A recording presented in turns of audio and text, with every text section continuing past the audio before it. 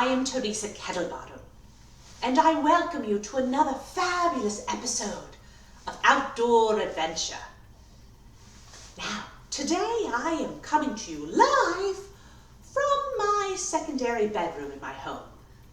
That is not exactly the outdoors, as we usually are either at a waterfall or a hiking trail, perhaps deep in the woods on the Appalachian Trail.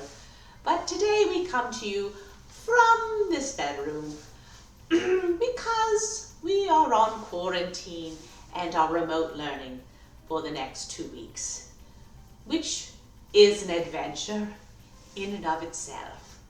So here we are. But that shouldn't stop us from having a wonderful outdoor adventure together.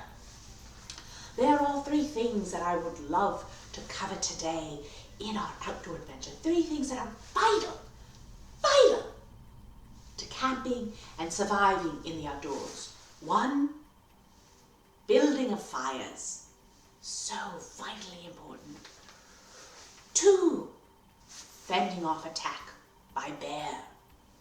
But as we know, bears are the greatest predator. And 3, nourishment in the wild. That's right. And just like every other outdoor adventure, we will use those items that are at hand, that are around us, because I did not get a chance to go outside and grab any items. Hey, let's get started. Ready to improvise. All right? Okay. Well, the first thing we said is the building of fire. This is vitally important because you must keep warm. Without the warmth, you just about can't do anything. You cannot cook, you cannot survive. So that being said, you'll probably need 2 items for which to cause friction. Can't just be your hands. That's my joke.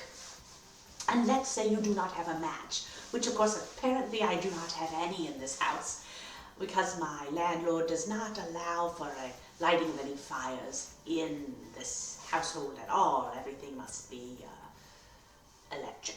That being said, just grabbing 2 items I can see. Okay, here we go. So the 2 items I have grabbed are Beowulf and Withering Heights. Excellent items. Excellent literature, by the way. Now, what you will do with these 2 items is the point is to rub them together to build friction. And through the friction, then a spark, the spark of fire. You know, I'm suddenly feeling very uncomfortable with this segment because we should never burn books. I do apologize. You know what, let's move on to the next section. I'm just going to put these 2 great literary classics away and commend them to you in your downtime and reading. All right, fending off attack by bear. As you know, bears are killing machines. They can run, they can swim, they can climb. So if you think you're going to outrun it, you can't. If you think you can climb away from it, you can't. If you think you can outswim it, you can't. So what can you do? Let's take a look. I found for the, here's Mr. Teddy as a good, semblance of what bear attack is like. And generally it's the bear coming towards you like so, and then lunging. Oh, he's very soft, actually. I kind of like that. Anyway, but generally, just about the only thing you can do is stand still. Do stand your ground. And perhaps even try to say, no, naughty, Mr. Teddy. Oh, just wouldn't. I can't be mad at you. Yes, right. That, of course, probably will not work and will result from you being ripped limb from limb by usually either a grizzly and then definitely eaten immediately by a polar bear. Neither here nor there. Let's let's move on to the next. Of course, would be, you might want to fashion together a pole, like so, for fishing. Of course, usually the pole would be a stick and this string. I guess you could use half of that. And you want to fish. You want to fish. Yes.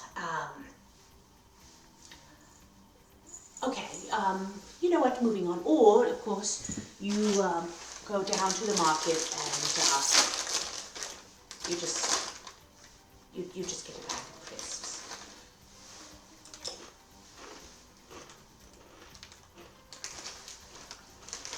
Well, I see that we have now run out of time. I thank you so much for joining me on this, if you will, remote learning, outdoor adventure indoors. And thank you. Join me again next week when we will work on our next thing, which one will be mountain climbing, which I will attempt to do on this back wall here. Of course, the ceilings are really only about 7.5 feet tall, and I don't have any hooks or the shoes with me, as usual. But we will improvise. See you next week. I am Theresa Kettlebottom. Welcome. Outdoor adventure.